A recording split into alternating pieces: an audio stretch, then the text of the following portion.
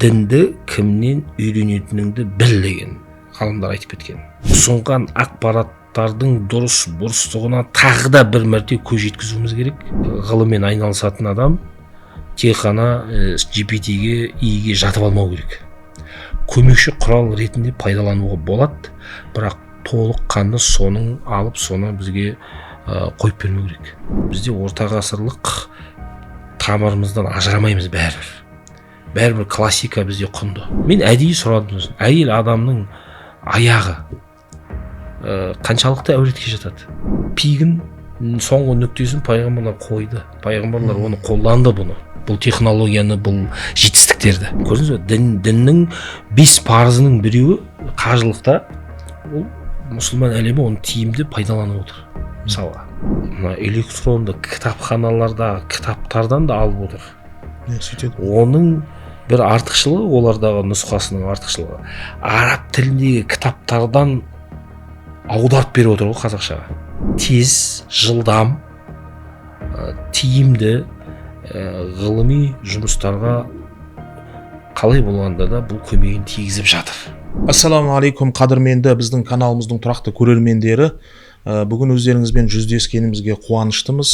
Бүгін жалпы жастарға қатысты, болашаққа қатысты, болашақ бағытқа қатысты, болашақтағы өзгеретін мамандықтарға, ғылымға қатысты. Ол жерде әлбетте тақырыбымыз дін.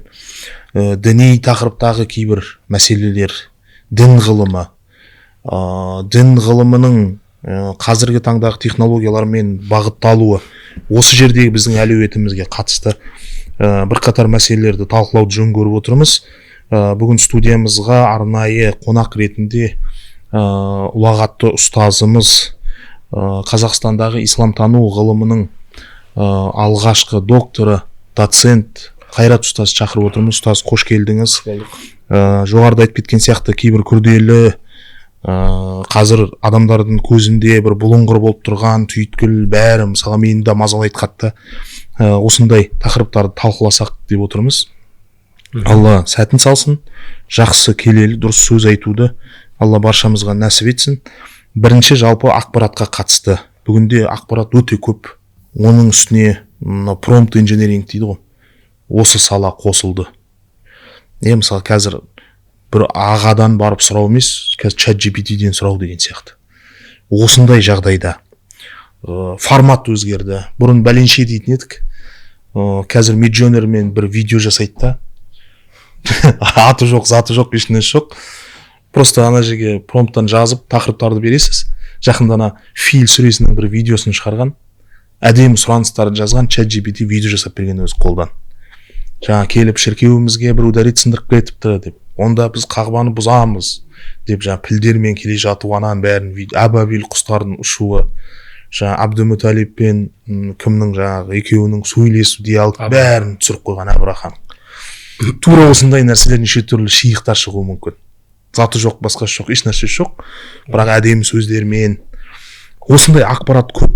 Ақпарат көп болғаннан кейін насихаттың форматтары түрі өзгереді. Эмоция кіріп жатыр қазір.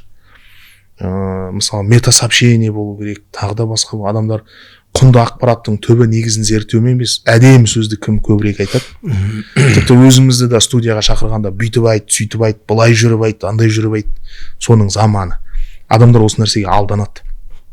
Осындай кезде қандай проблемалар болады? Енді былай, жалпы қоғам бір орында тұрмайды. Ол заңдылық. Ол біз қазіргі кезіміз. Тарихта мысалы алғаш кезде жазу сызу құралдары болған жоқ.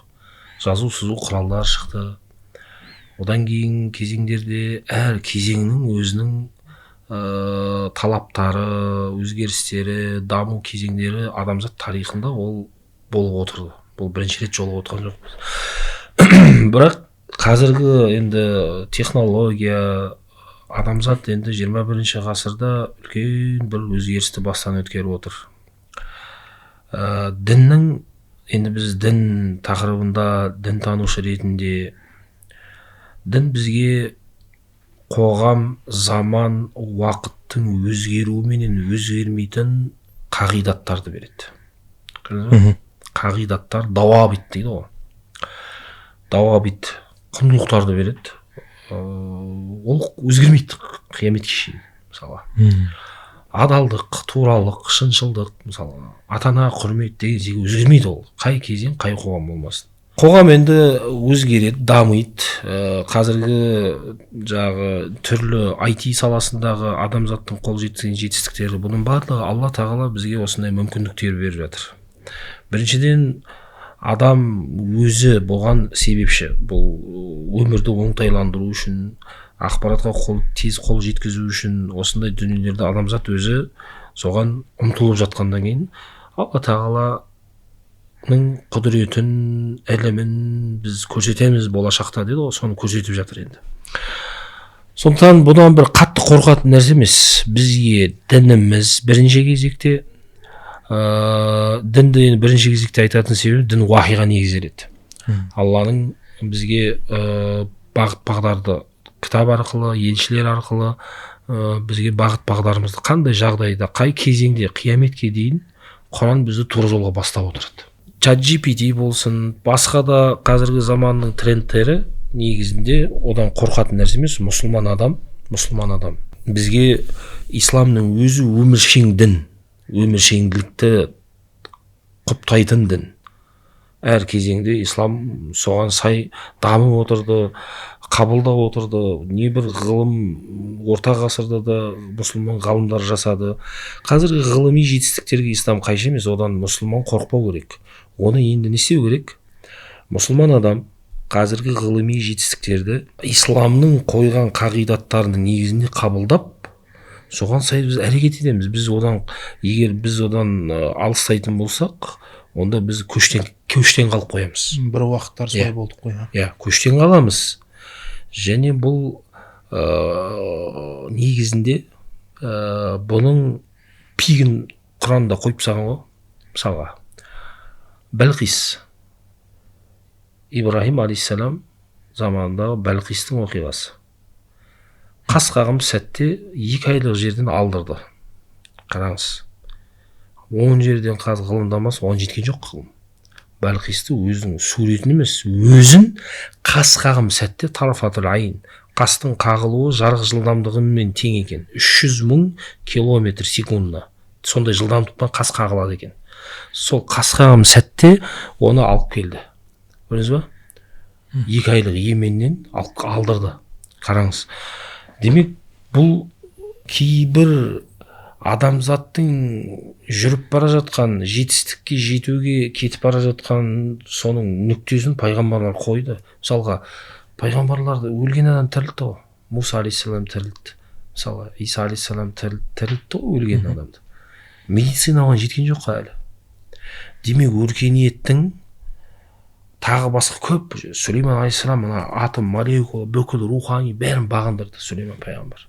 Мысалы, бүкіл жаратылыстың тілін білді. Қазір кім біледі оны? Оған да жетеміз осындай нелермен.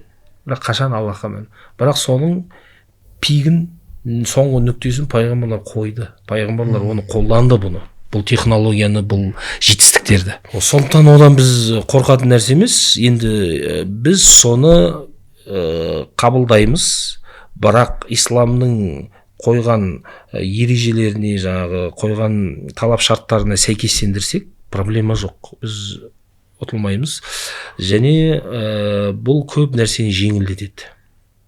Бірақ айта кетейін, бұл ақпараттық кеңістікте, бүкіл мына интернет әлемінде бар ақпараттардан сүзіп, аударып бізге ұсынады ғой.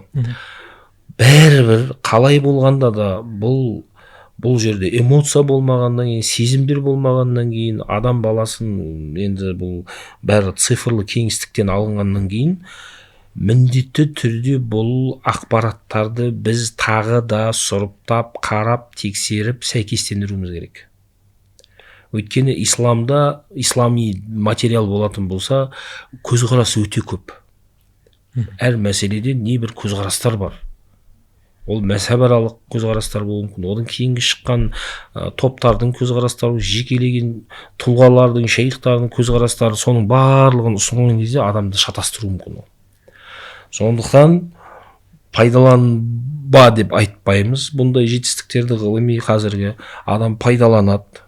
Бірақ біз соңғы нәтижеде бізге ұсынған ақпараттарды біз сұрыптауымыз керек, нақтылауымыз керек. Ең азыгына нақтылау керексіз. Оны сен бірінші нақтылаған кезде кітаптарға жүгіне отырып нақтылайсың, немесе мамандарға жүгіне отырып нақтылайсыз. Түсінікті? Ал қазіргі енді адамның психологиясы да өзгерді. Қоғамның дамуыменен, заманның өзгеруіменен адам психологиясы өзгерді. Өте маңызды нәрсе. Дінде «Уд'у иля сабили раббика бил хикма». Осы хикма деген сөзде Алла Тағала бәрін сыйғызып кетті. Қазір психологияны да жаңа сен былай сөйле, олай сөйле, бүйтіп сөйт деген бәрі ол мына хикманың ішінде, даналықтың ішінде. Өйткені даналық адамына, қоғамына, заманына қарай сөз айту, іс істеу ғой. Демек қазіргі адамдардың психологиясы, оның ішінде жастардың психологиясына не нәрсе өтеді, қалай айтқанда өтеді, қалай жүріп айтқанда ма, тұрып айтқанда ма, отырып айтқанда ма, қараңғы бөлмеде айтқанда ма, подкаст ретінде ме, басқа ма, қайсы соны зерттеп, соны ұсынуға тырысамыз да біз, енді амал жоқ. Қоғамға, адамға, жастарға оның ішінде қалай өтеді, қай формат өтімді, проблема жоқ. Ислам оған қарсы емес. Қайта бұл құптарлық іс. Өйткені заманына қарай, ағымына қарай біз әрекет етуіміз керек болады.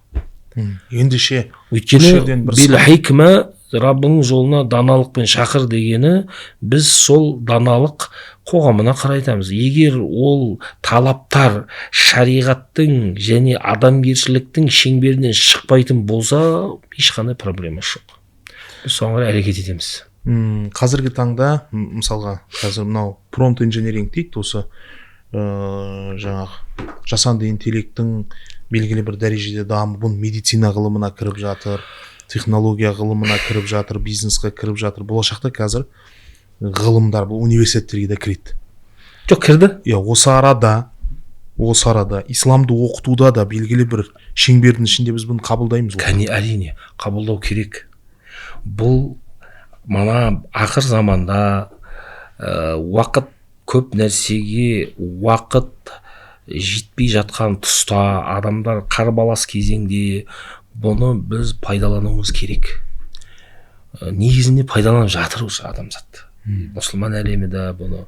Бұл тек қана мысалы қажылықта, мысалы өзіңіз қараңыз, қажылықта бір жерге, бір қалаға емес, Меккеге бармайды бәрі. Меккенің ішіндегі бір нүктеге барады. Миллиондаған адам барады. Ол күнде солай, жыл 12 ай солай. Соның бір-бірін ит қысып, басып, жаншып, өлтіріп тастамау үшін жасанды интеллект пайдаланады олар. Мысалға, бақылауда, қадағалауда, оларды есептеуде, тағы бәрінде.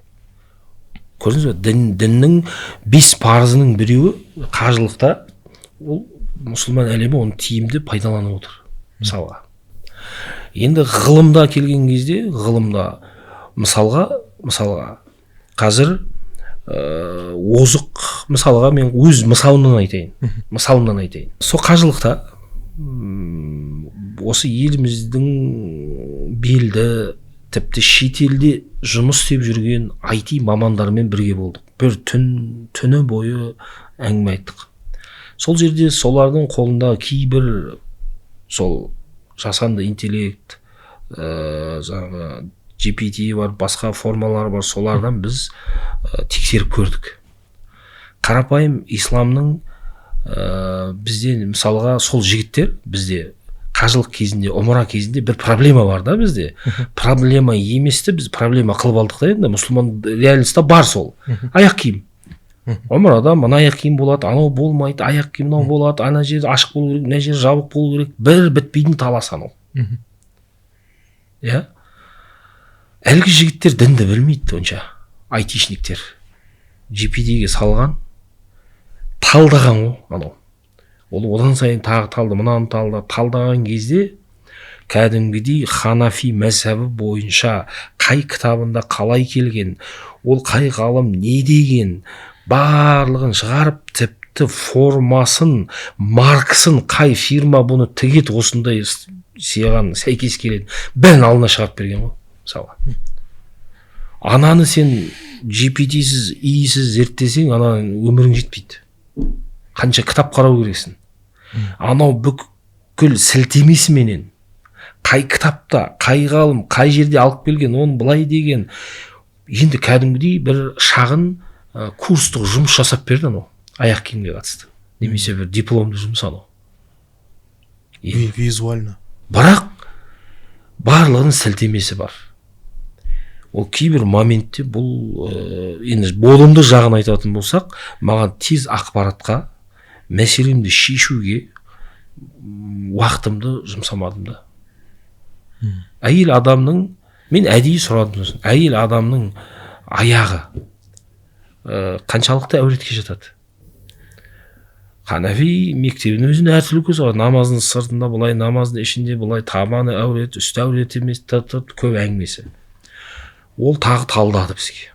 Мысалы, бүкіл мәзһаб, бүкіл ғалым, мысалы, көрдіңіз бе? Ғылымды, яғни кейбір терең ақпараттарға, кейбір қол жетімсіз, сол жерде бізде кітап жоқ, оны ақтарып қарайтын. Мысалы, интернеттен қарасаңда бір-екі кітапты табарсың, оның ішінен сол тақырып табу уақыт керек. Ama бізге бәрін шығарды. Ақпаратқа қол жеткізіп, кейбір сұрақтарға жауап алуға, бұл сосын бір ойынан шығарып атқан жоқ. Сол интернет кеңістігінде электронды кітапханалардағы кітаптардан да алып отыр. Оның бір артықшылығы, олардағы нұсқасының артықшылығы, араб тіліндегі кітаптардан аударып беріп отыр ғой қазақшаға. Көрдіңіз бе? Аударып. Және кітаптар емес, мен сілтемелерімен тұрады да, 3-4 сілтеме тұрады. Біреуін бассаң, бір интернет сайтында бір мақала жарияланған. Сол тақырыпты, соған сілтеме жібереді. Көрдіңіз бе? Ақпаратқа қол жетімділікте мына заманда. Яғни тез, жылдам, тиімді ғылыми жұмыстарға қалай болғанда да бұл көмегін тигізіп жатыр. Тек оны дұрыс пайдалансақ, сілтемелермен салыстырып, зерттеп, мен өзім еңбек жазған кезде, енді бір кезінде бір қатар кітаптар жазған кезде мен пайдаланам ғой, әдебиет пайдаланасың. Мысалы, бір кітапты оқып отырасыз. Ол бір ғалымға сілтеме беріп алып келеді да, мысалы. Алып келеді. Мен сосын сол ғалымның сол кітабын іздеп тауып алам. Неге? Өйткені мына кітап дұрыс сілтеме бермеген шығар. Бұның қателігіне мен ұрынбауым керек қой.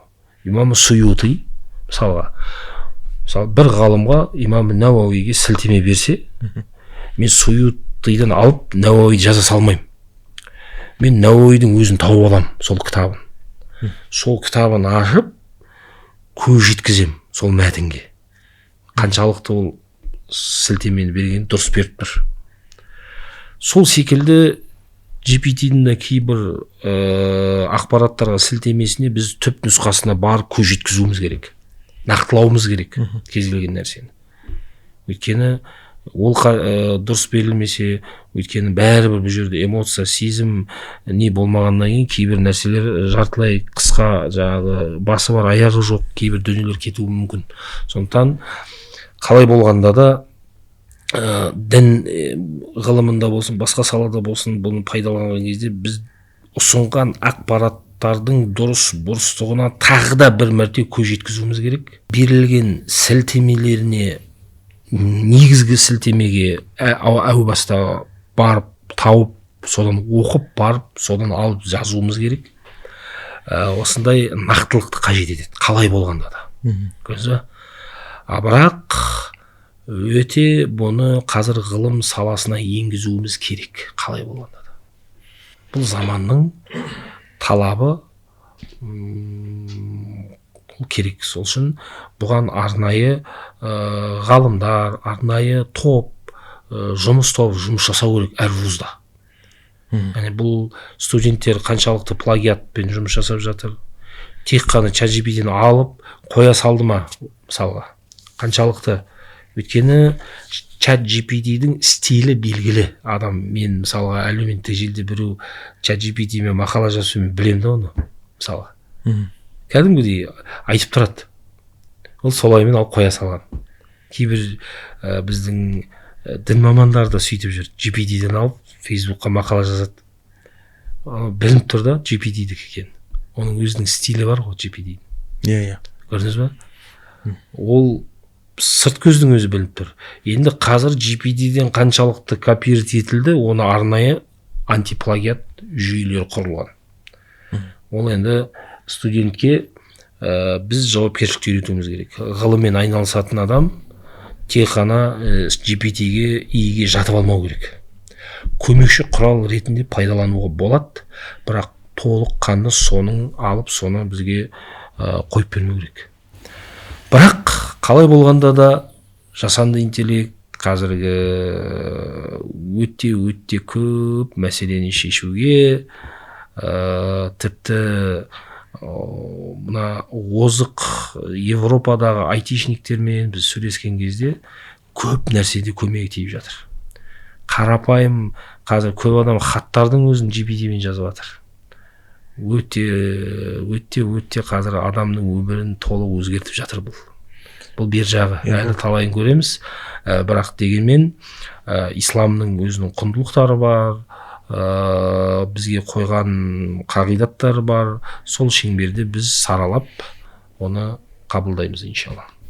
Ескіде қазір мынау үшінші революция деп айтады ғылымға жалпы. Адам өміріндегі үшінші. Біріншісі, ана білесіздер, завод фабрикалар құрылған кезде өндірістік революция болды. Одан кейін 2000 жылдар кеше интернет келген кезде бұл екінші революция болды. Қазір енді бұл кейбір көптеген мамандықтарды жояды. Мысалы кейбір бәрі ғылым білім министрлігі мамандықтарға қарай қайта қаралады. Бұл 7-8 жылдан бері Европада жүріп жатыр. Ол жақта белгілі бір жетістіктерге жетті. Бізге енді кіріп келе жатыр. Кейбір біздің қазір әлі күнге шейін жаңағы ML инженерингпен жазып отқан кодтардың бәрін олар уже дұрыс промпт беру арқылы қазір неше түрлі нәрселер жасап жатыр. Осы орайда енді біздің жалпы дін саласындағы мамандыққа қатысты. Біз дін саласында көмекші құрал ғана болды. Енді былай дін саласы деген кезде болашақта енді дін саласы деген кезде біз мына имамдық қызметтерді де қамтимыз ғой. Дінді зерттеуші ғалымдар емес. Қоғамда діндарлану процесі көбейетін болса, бұл мамандықтар да заманның талабына сай туындаған мамандықтар да жойылады немесе азаяды. Ол табиғи құбылыс. Мысалы, өзіңіз қарайық, мынадай дін, ислам мысалға, басым бөлік халығы дінді практиковать ететін, дінді күнделікті өміріне енгізген сол қоғамдарда имамдық, біздікінде имамдар, наиб имамдар бар ма өзі? Кейбір қоғамда жоқ, кейбір дүниелерде жоқ. Мысалға келіп Құран оқыту, Құран бағыштау деген нәрселер жоққа. Мысалы, қазір бізде Құран бағыштауға бір адам отырады, бір имам, сол кезек-кезек Құран бағыштайды. Адамдар очередке тұрып, жұма күні вообще очередті Құран. Кейбір діни араб елдеріне ондай түсінік жоқ, мысалға. Солай ма? Демек, неге жоқ? Ол бір ғұрыптық нәрсе емес, тек қана. Ол қоғамдағы бізде кеңестік кезеңнен шыққаннан кейін адамдар қажеттілік. Адамдар Құран оқи алмайды ғой. Құран оқи алмағаннан кейін оқи алатын адамға барады да, Құран оқып берші дейді. Көрдіңіз бе? Өзі оқи алатын болса, біреуге жалмайды ол. Ертең имамға да бармайды. Сіз үйіңізге имам шақырасыз ба? Жоқ. Көрдің ба? Ертең сіз секілді анау бәрі шақырмайды сосын. Имамға қажеттілік азаяды. Құран оқу қажеттілік. Көрдіңіз ба? Діннің теориясын түсінетін мамандар көбейсе, кейбір практикасы ығыстырылады. Көрдіңіз ба? Сөйтіп ол маманға қажет болады. Ол ии да қажет емес оған. Мысалы, бірақ тап қазіргі жағдаятымызда ии біздің дін саласына ондай бір қатты ықпалын тигізіп жатқан жоқ. Тек қана дінді зерттейтін, мына санаулы, саусақпен санайтындай дінді зерттеп жүрген мамандар болса, соларға ғана бұл ғылыми бағытта көмекші құрал болады. Ислам қай кез болмасын, қай қоғам болмасын, өзінің консервативтік ұстанымынан ажырамайды. Өйткені біздің исламның дамуы, гүлденуі, өркениетте сондай биік шыңға шығу орта ғасырда жүзеге асты. Бізде орта ғасырлық тамырымыздан ажырамаймыз бәрібір классика бізде құнды. Көрдіңіз ба? Сосын исламға қазіргі кейбір трендтер қатты ықпал етеді деп ойламаймын, но енді сыртқы беткі жақтарында жалпы көмекші құрал ретінде пайдалана береді. Ал мешіт нелерде ондай бір қатты бір ықпалын көреді деп тигізеді деп айта алмаймын жақын арада. Сондықтан бір діни салада бір үлкен өзгеріске бұл себеп болады деп жақын арада айта алмаймын. Мынандай бір сұрақ келеді. Меніңше мынандай бір дұрыс сұрақ деп ойлаймын. Онлайн ілім алу мәселесіне үлкен әсер етеді. Енді ол бар, ол iyi келмейді бар, онлайн сабақтар. Ол тиімді. Неге? Енді мынадай нәрсе. Онлайн сабақтар қалай болғанда да ол онлайн сабақта бір ұстаз бар ғой. Демек, ол ұстаз кім деген бірінші сенде сұрақ болады. Кімнен сен? Өйткені ислам тарихында да ғалымдар дінді кімнен үйренетініңді біл деген ғалымдар айтып кеткен. Дінді кімнен үйренетініңді біл. Сондықтан сен кімнен үйреніп жатсың? Онлайн болсын, офлайн болсын, мысалға мынадай болуы мүмкін. Офлайн біреу сабақ береді, бір ұстаз. Екінші ұстаз онлайн сабақ береді. Бірақ екінші онлайн сабақ беріп отырған ұстаздың сабағы өтімді болуы мүмкін. Өйткені оның маманы болса, ол сол онлайн платформаны тиімді пайдалана алса, кері байланыспен ол көп пайдалы мүмкін. Екіншіден, онлайн бізде енді Қазақстан территориясы үлкен. Екінің бірі медресе, университетке, діни орталықтарға бара алмайды. Анау шалғайдағы ауылдық жерлердегі шалғай, анау еліміздің батысында, шығысында, солтүстігіндегі елді мекендерден олар мысалға діннің негіздерін онлайн үйренгісі келеді. Бұл бізге Алланың берген үлкен мүмкіндігі. Оны пайдалануымыз керек. Қай салада болмасын. Базовый білім болмаса да, жаңағыдай бір университетте диплом беретін, 4 жылды отырып оқитын негізгі бұлай материалдарды ұсынып жолға қойға болады. Мына заманда қазір онлайнның тиімділігі де көп.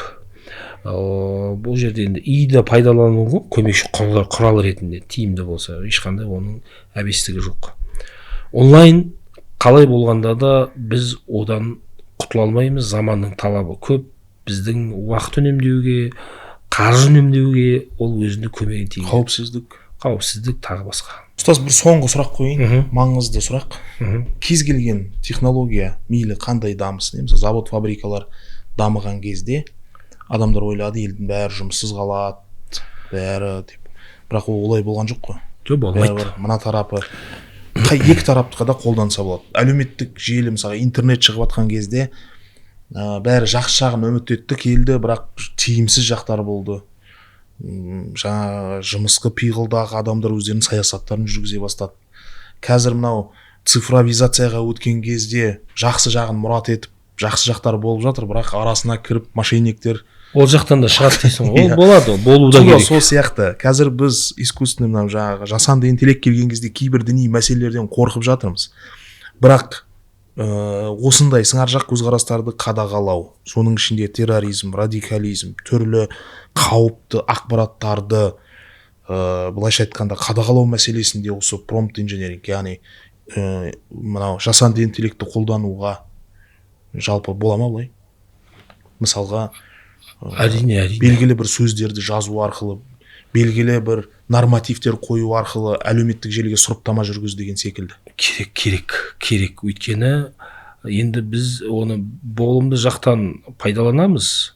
Енді қорғану, сақтану, алдын алу мақсатында да бұл заманның технологиясын, заманның осындай керемет дүниелерді пайдалану керек. Өйткені біріншіден жаңағы біз жұмыссыздық не деп айтып отырмыз ғой. Бізде мысалы қоғамда, мына әлемде кейбір елдер бар, кей салада бізде 50 жыл, 60 жыл, 100 жылға шейін алға кетіп қалған. Мысалы Америкада 1925 міне 2025 1925 жылы 20 этаж андай үйлер, трамвайлар жүріп жатқан мен видеосын көргем. Осыдан 100 жыл бұрын. А бізде ондай ештеңе болған жоқ қой. Бізде ат арбамен, ешек арбамен жүрді адамдар. Ондай Есентайдың биіктігінде үйлер салынып, ол жақтағы 25-30 жылдар сондай этаж үйлер болды. 30 этаж, 40 этаж сияқты. Бізде ондай болған жоқ қой. Демек 100 жылға, кейбір жақтардан 100 жылға алға кетіп қалған мемлекеттер бар. Бірақ жұмыс бар ғой. Қанша дамыса да жұмыс болады. Өйткені әр кезеңнің өзінің ерекшелігі бар. Соған қарай кейбір салалар қысқаруы мүмкін. Енді бұл жерде былай, кез келген заманның дамуына, қоғамның өзгеруіне қатысты туындап отырған бұрын соңды болмаған дүниелерді пайдалану кезінде ислам бізге айттық қой, ереже, қағидалар, түсініктер береді. Енді бізде былай, ислам бірінші кезекте иман деген керемет дүниені береді. Аллаға сенген адам, Алладан қорыққан адам кез келген нәрсені адамзатқа, қоғамға қарсы пайдаланбайды. Сол үшін де Алла тағала оқы деді да, бірақ оқы дегеннен дереу айтты, Раббыңның атымен оқы деді. Неге? Бұл да оқу арқылы жеткен жетістік қой адамзаттың. Бұл технологиялар. Оқу арқылы адамзат біліммен жетті. Енді егер бұл Раббыңның атымен болмаса, сен адамзатқа зиян келтіресің бұлмен. Бұны бергенде Алла негізі бұл мүмкіндікті, бұл қабілетті, осындай нені Алланың ілімі бұл. Енді Раббыңның атымен дегені ислам бізге кез келген нәрсеге иман нұрымен қарауды, иманмен жарықтандыруды бұйырады. Сол кезде біз кез келген нәрсені адамзаттың игілігі үшін пайдаланамыз, зиян үшін емес. Бірақ қалай болғанда да барлық адам иманды болуы мүмкін емес. Сол үшін сақтық шараларын біз қай неде, мысалға кезінде аталық имам Мәтуриди, имам Ашари деген ғалымдар болды ғой. Бұлар мутакаллимдер, негізінде жасыратын жоқ. Кәламға кірді. Солай ма? Ашаридің соның мектебіндегі Фахри Рази болсын, Абу Маали Жуайни болсын, бұлар мутакаллим. Бұлар Ашаридің өкілдері. Неге мутакаллим? Бұл өздері кейін өкіндеді кейбіреулер. Мен мынау қаншама тақырыпқа кірдім, қаншама талас тартысқа кірдім де өмірімді босқа өлтіріп алдым деген сияқты кейбіреулер өкінген. Неге кірді? Заман солай болды. Заманда кәламдық мектептер көп болды ма, солардың тілінде олар исламды қорғады, солардың тілінде олар дінді сақтады. Көрдіңіз ба? Заманына қарай әрекет етті. Сол кезде кәламдық бағыттар, топтар, мектептер көп болған кезде сол методикамен олар сақтанды. Соларға жауап беріп отырды. Яғни заманына қарай әрекет етті. Енді мына заманда осындай құрылғылар арқылы біздің енді адамзатқа дін деген ол бір шектеулі нәрсе емес қой, ол қоғамның мүддесі, халықтың мүддесі, елдің мүддесі, діннің мүддесі бәрін қамтиды. Демек, адамзатқа зиян тиіп жатыр ма, соның құралын өзіне пайдалану арқылы біз сақтанамыз. Арқылы біз жаңа айтқандай сақтану жолдарын қарасақ, ол дұрыс. Яғни қалай болғанда да шариғаттың көрсеткен адамгершілік құндылықтары, тағы басқа да сондай негіздерге қайшы келмесе нұр үстіне нұр болды. Бұл тақырыпта төңірегінде әңгіме өте көп, жаңа дамып келе жатыр, әлі неше түрлі Бұл енді жаңа дамып келе жатқаннан кейін бұл тақырыпты әлі біз сүңгей алмаймыз. Көп нәрсе әлі біздің қоғамда бір қатты еніп бір не болып жатқан жоқ. Біз қазір бұны қолданып жүрген адамдардың пайыздық саны өте аз. Мысалы, кейбіреулер әлі түсіне бермейді. Бірақ жалпы қысқаша тоқ етерін айтқан кезде ислам өміршең дін, заманның, қоғамның даму үдерістеріне ислам жауап береді, ілеседі, озығын алады, тозығын тастайды. Ұстаз, әңгімеміздің соңында жалпы Қазақстан қазіргі таңда осы кешегі посткеңестік мемлекеттердің ішінде осы цифровизация саласында, оның ішінде мынау қазір дамып жатқан промпт инженеринг, мынау жасанды интеллекті ғылымға, бизнесқа, медицинаға, тағы да басқа нәрселерге қосу барысында қазір біз Құдай көп көрмесін алғашқы қатарға шықтық. Енді бұрын Украина болған, қазір Украинада Ресейдегі қақтығыстарға байланысты бұл мемлекеттер қазір кішкене кешеуілдеп жатыр. Қазір Қазақстан шықты. Оның үстіне жаңағы ұлттық ғылым академиясы деген бізде білесіңіз ғылым зерттейтін орталықтар бар. Сол жерден арнайы тапсырмамен жасанды интеллекті қазақ, яғни біздің кеңістіктегі отандық, қазақстандық, қазақ менталитетіне сәйкес жасанды интеллект жасау деген арнайы тапсырыс берілген. Ғарышты зерттеу, тағы да үлкен мәселелер қазір жүріп жатыр. Бұл біз қаласақ та қаламасақ та бүкіл салаға кіреді. Бұл біздің қазір банктерден адамдарға кредит беру, бермеу мәселесін сұрыптау, білесіз, қазір бір кнопканы басасың, бір минуттың ішінде саған одобрение берді ме, берген жоқ па, сол дереу шыға қояды. Және тугис арқылы картаға баратын кезде таңертең ерте тұрамыз да, жаңағы жолды басқан кезде 20 минутта осынша километр жерді барасың деп жолдарды тиімді сызып берулері, жол жүріп жатқан кезде сізді басқа жолдарға қарай ауыстыруы, бұл нәрселердің бәрі міне осы жасанды интеллекттер. Бұны енді дін саласына қолдануды қолға алу керек. Дін саласында мына радикалданудың алдын алуда, дерадикализацияда, радикалданған топтармен қалай тиімді жұмыс жасау деген секілді, соларға нақты диагноз қою мәселесінде бұны енгізіп пайдалану керек. Қазір енді бұл құрал, жалпы құрал ретінде кез келген нәрсеге бейімдеуге болады. Ол үшін мамандардың кішкене бірігуі бар. Жақында Асқар ұстазбен осы мәселеге байланысты бір еңбектер жүріп жатыр. Сол жерге де бұл искусственный интеллект қосса, белгілі бір дәрежеде оңалту жұмыстар, немесе адам оңалды ма, оңалған жоқ па, тесттер арқылы адам нәтижесін шығару деген сияқты.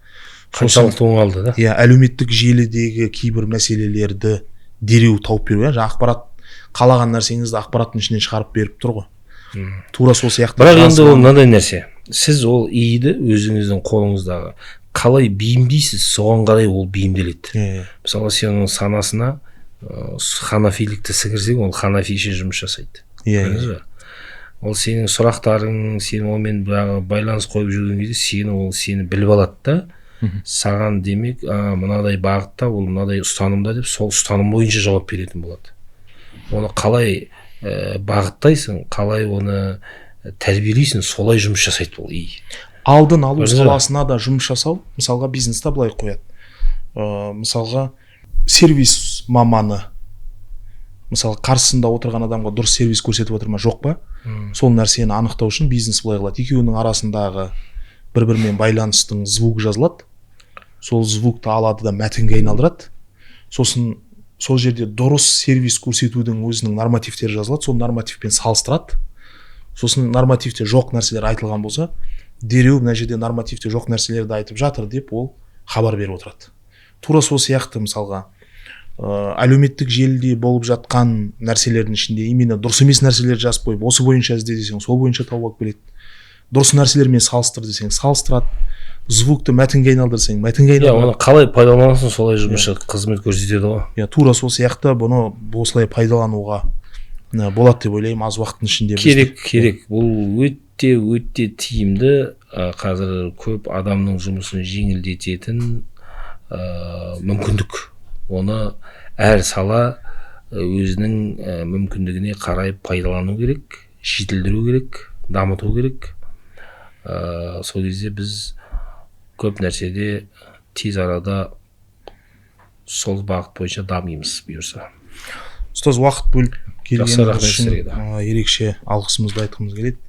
Тағы да бұл тақырыптар енді ашылып жатқан тақырыптар ғой. Алғашқы бір 20-30 жылдықта осы даму. Бұны әр сала сол саламен мысалға үлкен шаралар ұйымдастыру керек. Мысалы дін және жасанды интеллект, соған бір проекттер жасалу керек. Әр сала, медицинада жасалып жатыр, сол сияқты. Біз кезінде басшылықта жүргенде, мен осыдан 2 жыл бұрын сондай үлкен цифрлық қоғамдағы қайырымдылықтар деп семинар өткіздім. Цифровизация жағдайындағы қайырымдылық, діни қайырымдылықтар. Мысалы зекетті қалай цифрландырамыз, мына уақыфтың жүйесін, қайырымдылықты қалай біз мына қорларды қор қылмай әркімнен сұрайтын басқа қандай цифрлық нені пайдаланамыз. Сол секілді үлкен осы нені цифрлы қоғам жағдайындағы діни дискурс деп үлкен конференция жасадық. Мысалы Америкадан, Малайзиядан, бүкіл әлемнен ғалымдар шақырдық осы бағытта жүрген. Сол жерде де искусственный интеллект жайлы көп әңгіме болды. Осындай бір шаралар ұйымдастыру арқылы, проектлер жасау арқылы соны сол салаға біз енгізу бұл күн тәртібінде тұру керек қазір. Болашақта тағы да кеңірек, тағы да қызығырақ әңгіме айтуға дайынбыз. Талқылай жатамыз. Осы мүмкіншіліктерді пайдалана отырып, жаңа бір буындар бар ғой, қазір жас буын деп жатырмыз. Сосын тағы да біздің үлкен де буын бар, біздердің үлкенде. Қазір енді орта буын өте активті, дұрыс, ждахатты әңгіме жүргізе алсақ, әрекет жасай алсақ, екі буынның арасын жалғап отыратын біз қазір осындай уақытта отырмыз.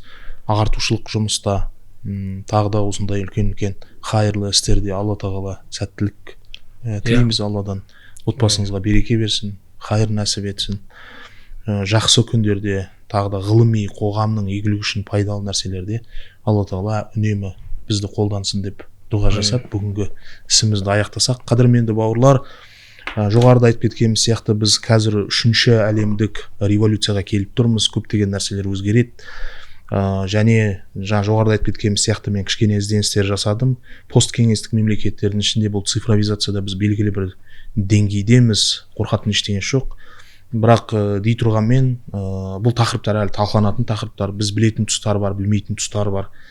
Ғылымға, бизнесқа, соның ішінде діни қауіпсіздік, цифрлы діни қауіпсіздік, тағы да басқа мәселелерде бұл нәрселерді қолдануға болатын жағы тағы да тереңірек зерттеледі деп ойлаймыз. Алла ісімізге береке берсін, тіркеліңіздер, тіркеліп көріңіздер, және сонымен қатар бізді қолдаңыздар. Сұрақтарыңыз болса жазыңыздар. Сіздердің әрбір қолдауларыңыздан, сіздердің қаралымдарыңыздан, сіздердің астына қалдырған әрекеттеріңізден біріншіден қаралымдар өседі, тағы да көптеген адамға пайдалы ақпараттар айт. Екіншіден шыны керек, пендеміз, бізді бір шабыттанғымыз келеді. Бізді осылай қолдау арқылы, жақсы сөздер жазу арқылы шабыттандырасыздар. Біз тағы да сіздерге құнды ақпараттар алып келуге әрдайым дайынбыз. Алла елімізге тыныштық, айналамызға жақсылықтар нәсіп етсін.